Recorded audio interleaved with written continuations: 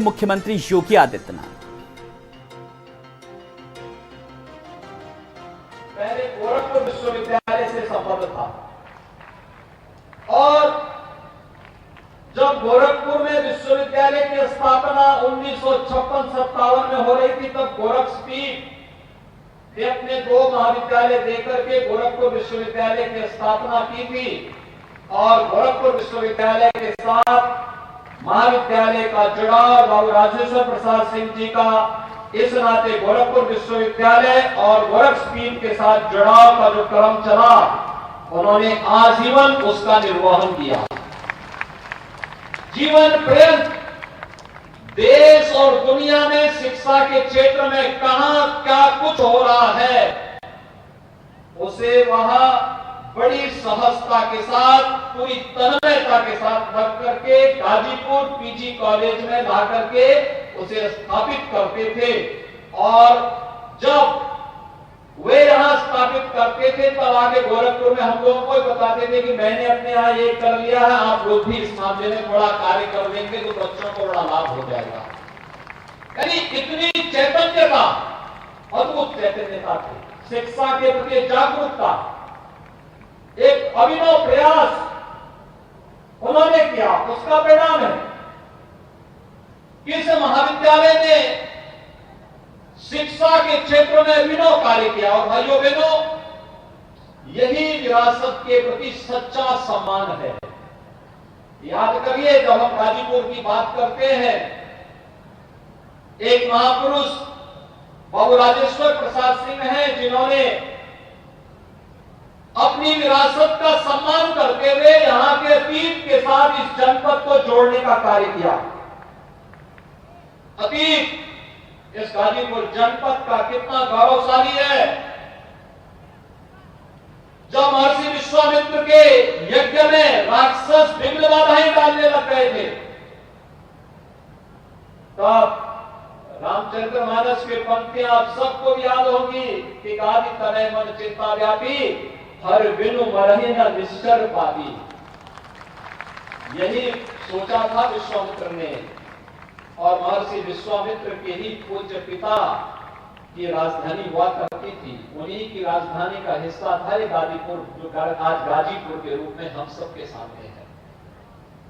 भारत के इतिहास को बनाने वाला जनपद, भारत और आर्यव्रत से राक्षसों का समूल नाश करने का संकल्प लेने वाला जनपद, और इस गाजीपुर का जो संकल्प था, यहां जन्मे और जिन्होंने अपनी कर्मभूमि के रूप में गाजीपुर को, उस समय गाजीपुर के रूप में एक नई दिशा दी थी, महर्षि विश्वामित्र की परंपरा का जनपद महर्षि विश्वामित्र नहीं होते तो क्या आर्याव्रत की 2 ताकतें, अयोध्या और जनकपुर, क्या एक हो पाता? आप सब अनुमान करिए कि जनकपुर की सभा में तो अयोध्या को निमंत्रण ही नहीं था, सीता स्वयंवर में अयोध्या को निमंत्रण नहीं, वहां पर तो महर्षि विश्वामित्र माध्यम बने थे राम और लक्ष्मण को ले जाने के, और आर्याव्रत की 2 ताकतों को जोड़ने का काम हुआ था। क्योंकि महर्षि विश्वामित्र इस बात को जानते थे कि रावण के राक्षस बक्सर तक अगर पहुंच चुके हैं, तो इसका मतलब आर्याव्रत खतरे में है। और उस खतरे को सबसे पहली बार किसी ने पहचानने का प्रयास किया था, वह नाम था महर्षि विश्वामित्र का। और भाइयों बहनों, राम राज्य की स्थापना का संगनाद किया था उस समय इन पूज्य ऋषि मुनियों ने, और उस परंपरा के साथ जुड़ा हुआ है ये जनपद। हमने अपनी विरासत को विस्मृत क्या किया?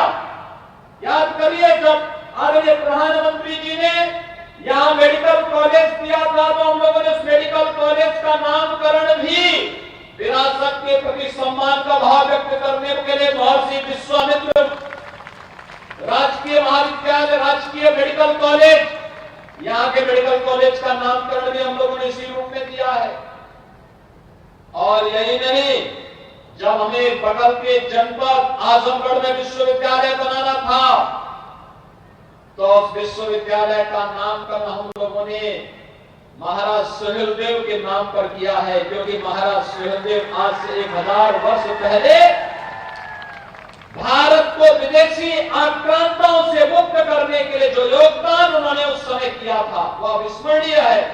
और इसीलिए विरासत का सम्मान यही तो है देश की आजादी के अमृत महोत्सव का पंच प्राणों में से एक प्रण। अगर हमें भारत को विकसित भारत बनाना है तो हमें विरासत का सम्मान करना पड़ेगा, अपने पूर्वजों का सम्मान करना पड़ेगा। पूर्वजों की उस अमूल्य धातु को धरोहर के रूप में सजो करके उसे आगे बढ़ाने में किस रूप में योगदान देना है, इसमें योगदान देना पड़ेगा। इसमें अपने कर्तव्यों का निर्वहन ईमानदारी के पूर्वक करना पड़ेगा।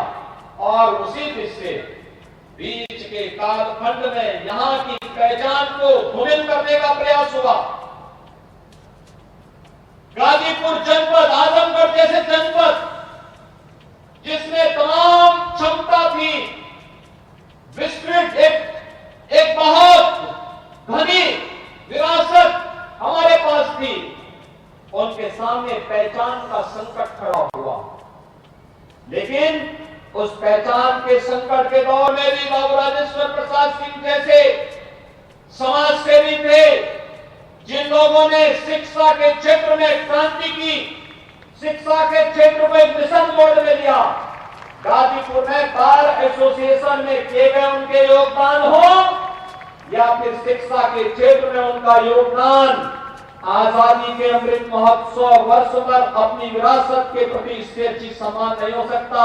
आज जब मैंने उनकी भव्य प्रतिमा के अनावरण के कार्यक्रम के साथ अपने आप को जोड़ते हुए देखा है, कितनी भव्य प्रतिमा बाबू राजेश्वर प्रसाद सिंह जी के आज महाविद्यालय प्रांगण में लगी है, जो निरंतर प्रेरणा देगा। मैं मानता हूं विगत यानी 1957 से लेकर के अब तक इस महाविद्यालय ने अनेक विभूतियों को जीवन के अलग अलग क्षेत्रों में आगे बढ़ने के लिए एक मंच दिया। अलग अलग फील्ड में, राजनीति के क्षेत्र में, शिक्षा के क्षेत्र में, कृषि वैज्ञानिक के रूप में, दुनिया के अंदर तकनीशियन के रूप में और जीवन के अलग समाज सेवी के रूप में अलग अलग फील्ड में काम करने वाले अनगिनत लोगों की एक लंबी फौज महाविद्यालय से गई है, आगे बढ़ी है। और वह परंपरा इस बात को करती है कि हम अपनी विरासत के प्रति सम्मान का भाव व्यक्त कर सकें। यही भाव व्यक्त करने के लिए यही तो है हमारा सनातन धर्म। कृतेच प्रति कर्तव्यम एष धर्म सनातन। सनातन धर्म की परिभाषा बहुत, एक पंक्ति की अगर उसकी परिभाषा करनी हो तो उसके एक पंक्ति की परिभाषा यह है कि अगर किसी ने हमारे प्रति कुछ किया है तो उसके प्रति कृतज्ञता ज्ञापित करना ये हमारा धर्म है। और उस कृतज्ञता को ज्ञापित करने के लिए ही महाविद्यालय प्रबंध समिति ने, महाविद्यालय परिवार ने बाबू राजेश्वर प्रसाद सिंह जी की भव्य प्रतिमा की स्थापना महाविद्यालय के प्रांगण में की है। मुझे लगता है कि उत्तर प्रदेश के अंदर बहुत कम ऐसे महाविद्यालय होंगे जिनके पास इतनी प्रशस्त भूमि होगी और प्रशस्त भूमि के साथ साथ इस प्रकार के अच्छे संसाधन होंगे, जहां प्रबंधन समिति बेहतर तरीके से महाविद्यालय के विकास के माध्यम से अपनी वर्तमान पीढ़ी के निर्माण के कार्य में पूरी तन्मयता के साथ लग करके कार्य कर रही है। एक सराहनीय और अभिनंदनीय प्रयास है। भाइयों बहनों, आज वर्तमान युग में हम जी रहे हैं।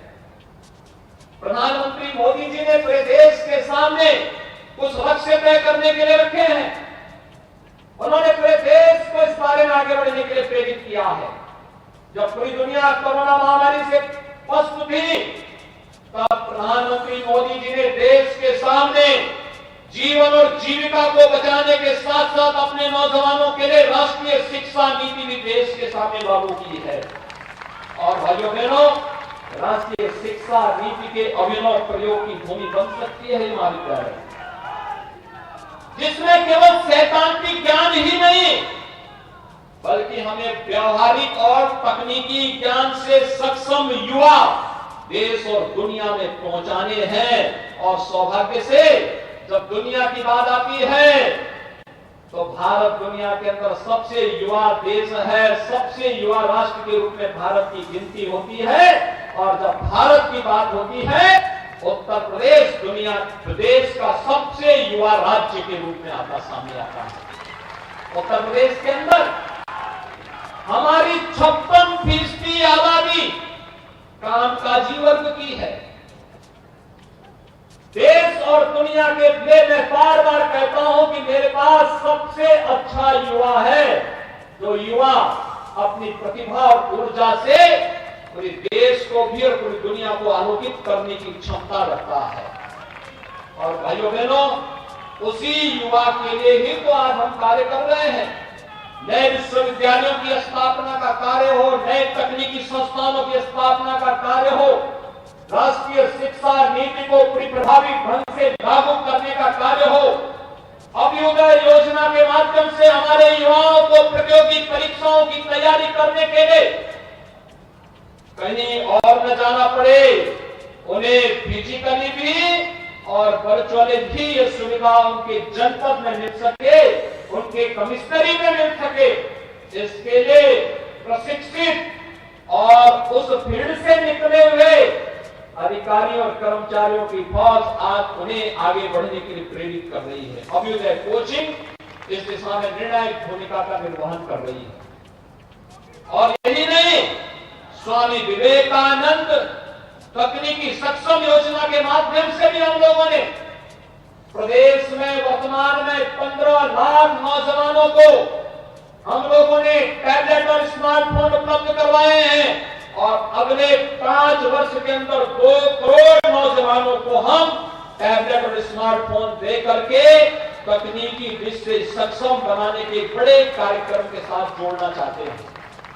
भाइयों बहनों, हम लोगों ने तय किया है विगत 5 वर्ष के अंदर आपका आशीर्वाद डबल इंजन की सरकार को प्राप्त हुआ। प्रधानमंत्री मोदी जी के आह्वान में 2017 में प्रदेश में भारतीय जनता पार्टी की सरकार बनी। सरकार बनने के बाद अपना कार्य योजना को आगे बढ़ाया। 5 वर्ष में 5 लाख नौजवानों को सरकारी नौकरी दी गई। 1 करोड़ 61 लाख